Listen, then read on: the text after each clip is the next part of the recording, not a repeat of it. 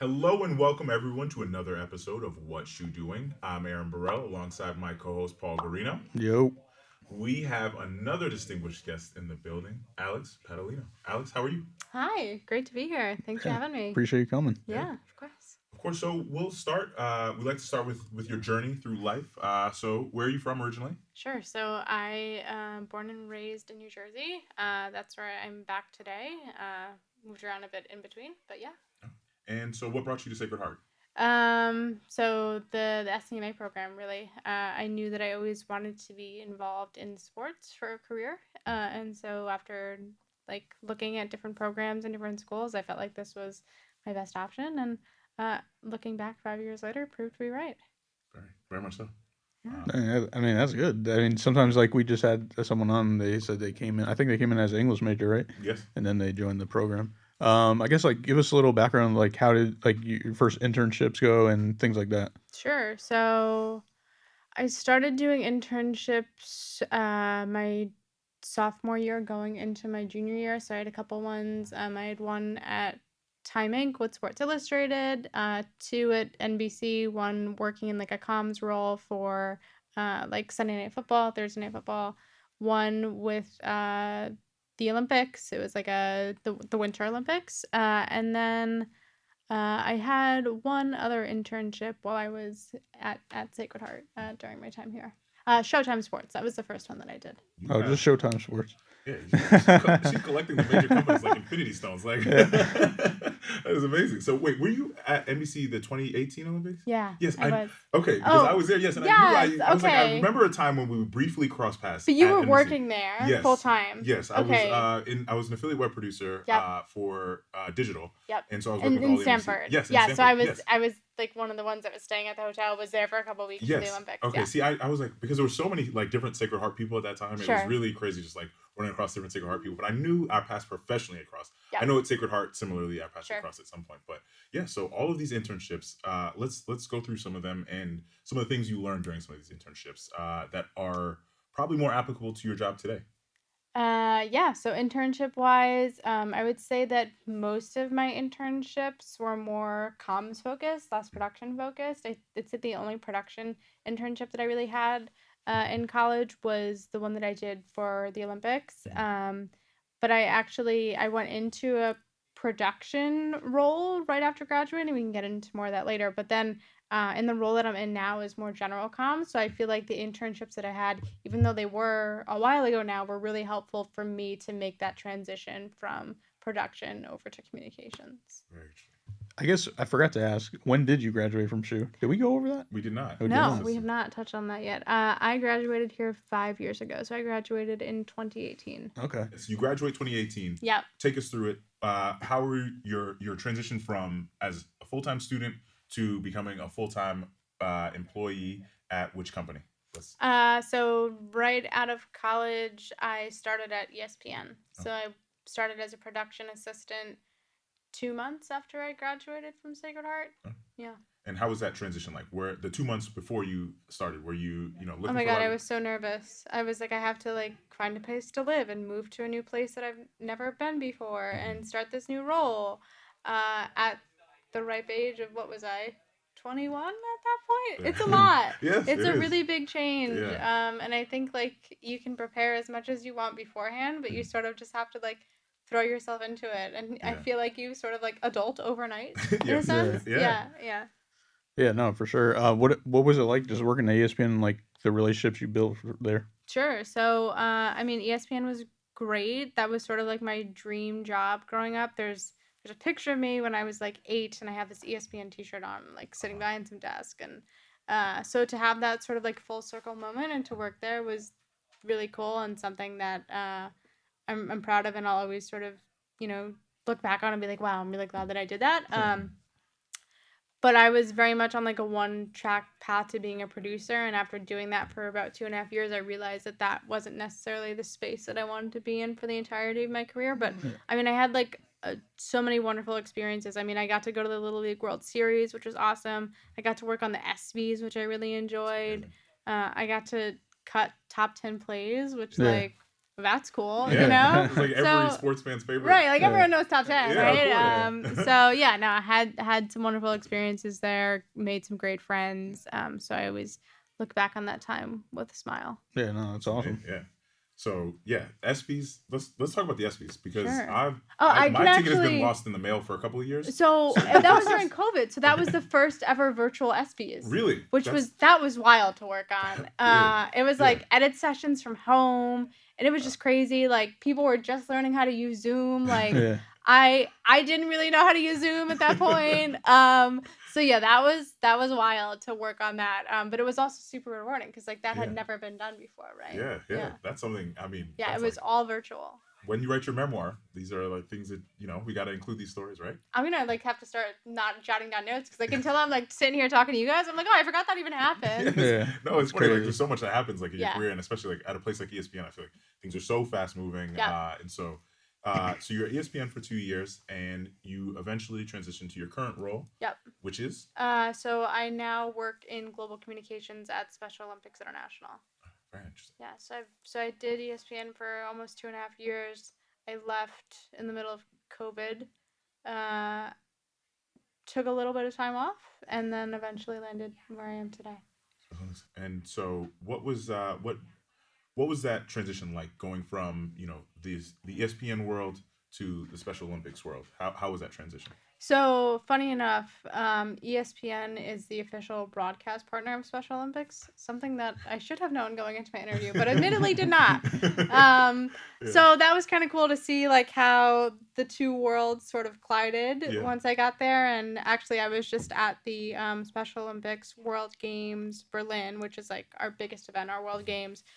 7,000 athletes from 190 different countries. Wow. That was in Berlin, Germany this past June, and ESPN was there as the official broadcast partner, and I got to see some of the people that I worked with at ESPN, which was super cool. Yeah. It was like such a fun like full circle moment, you know. Yeah. What was your original question? Because I have not answered that. No, I think you have. I think we're just talking about the transition between ESPN to Special Olympics World. Yeah. So, like I said, ESPN was very much production focused. Here, I'm more in like a general communications role. But what's awesome is I started a podcast actually at Special Olympics. It's called Inclusion Revolution Radio. It is athlete led, so there is an athlete who is also an employee on the communications team, and she is our host. And we produce that podcast. We talk to anyone who is tied to the Special Olympics movement. So we actually just had Kevin Nagandi on, talking about his experience at World Games in Berlin. So that's been really fun. That's sort of been like my creative outlet in that space to sort of still use some of those production muscles in my everyday day to day, which is cool. Fun to flex them every now and then. Right? Exactly. You're like, I still got it. Yeah. Yeah, and going back to what we were talking about offline, like how has your work-life balance changed? My work-life balance has changed, I would say, dramatically, and I don't think that that's an understatement. The production world is different, right? So TV is 24/7. So you're working weekends, you're working holidays, you're working nights, and it is a different type of lifestyle, and it has to be something that you really, really want, right? It has to be something where you're like, this is what my focus is, and I really love this. And for me, my heart was not in it enough to sort of live that lifestyle, to be like completely transparent with you, right? Yeah. So that wasn't like the main reason why I left, but looking back, like it is nice to have more of like a 9-to-5 job. Of course, like there's times where you're working weekends or later, whatever, but for the most part, different transition. I fully understand that. Yeah, like if you've done it, right? Like you have to do it in order to know the production life, and you've done it. So you've now seen the other like side of the coin. Yes. It's a very different lifestyle. Yes. And not to say that one is any better than the other, right? There's pros and cons to both, right? It's just like whatever works best for you and your lifestyle, and like ultimately what makes you happy. Yes, 100%. Similarly, like when I was at NBC Sports, my work, we were speaking about this before offline, but my days off were Tuesday, Wednesday at one point in time. Yeah, I was Monday, Tuesday. Like, what anybody. do you do on a Monday, Tuesday? Exactly. Everyone's like, I'm at work. Sorry. Right. I'm like, you want to hang out? They're like, I have a job. I'm like, me too, but like, this is my day off. This is my weekend. It's kind of funny. Like, although the one thing I did love about having my Tuesday, Wednesdays, running any errands, phenomenal. Easy. Like nobody's in the stores. Like it was like, all right, quick in and out. But True. your work life balance. I didn't get to see Paul. It just And even like when Right I on. was at Cried. ESPN, like the friends that I had, like I was off Monday, Tuesday, but some of them would be off like Wednesday, Thursday, Yeah. or Tuesday, Thursday, and so like that didn't even line up. Yeah. And so like I was like in this brand new place at this brand new job, and it was sort of lonely in the Yeah. beginning, right? Like Mhm. just trying to figure out how that all works. And how did you get through those lonely nights? Because I feel like especially for anyone who is looking to get into like the ESPNs Yeah. of the world, like those are things that you will have to deal with no matter what your role is. You will have to deal with kind of. There's a lot of things that you deal with, and so how did you overcome all of that? Yeah, so I think it's like relying on the people who have like been there and done that. So like my friends are great, right? But like the ones who haven't worked in production, like they don't understand Yeah. why you go into work at 5 p.m. and get out at 2 a.m. Like it's Yes. just a totally different lifestyle. So I think Yeah. like being able to have those friends in that same space and like relying on them and being able to have those like honest, transparent conversations is really important. Definitely. Yeah. Definitely.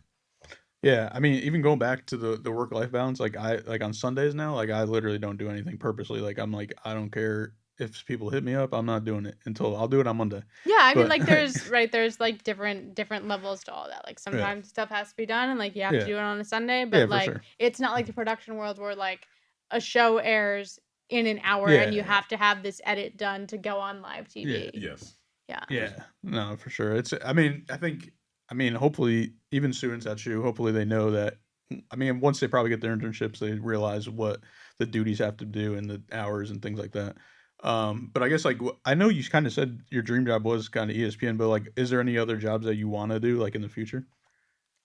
I don't know. I mean, right now I'm pretty happy at my Yeah. current job. But yeah, I mean, there's always like room and opportunity for growth. And I think that what I found is like I will always need to be in some sort of like purpose-based role, right? So Yes. like I think I always want to work in sports, to be tied to sports in some way. And I always want that to also tie into community or philanthropy and whatever that looks like 5 to 10 years from now. I'm not quite sure, but I think that those are things that'll always be tied into. Does that make sense? Yes, very, very much. It's very interesting to hear. Like, and my question actually goes back to you mentioning your dream job. Because similarly, like when I started NBC, I was a soccer player my whole life. Yeah. And Premier League is broadcast on NBC. My friends and I, when I was like in college, we would watch the show like religiously every weekend. Sure. And then there was a moment where all of a sudden I was coworkers with all these people. Yeah, and you're working on that show, and you're like, Yes. I was watching that, and now I'm making that. Yes, and it was like a real moment. I was like, I feel like I stepped into the TV, Yeah. and it was like, it was a really just interesting moment of like, wow, I'm here at my dream job, and it was so early in my career. Like it's like, Yeah. so I would love to hear like like as you talked about, like going into more purpose based. Like now has your your goals have changed and evolved as you evolve in your career. Like having your dream job, is there now?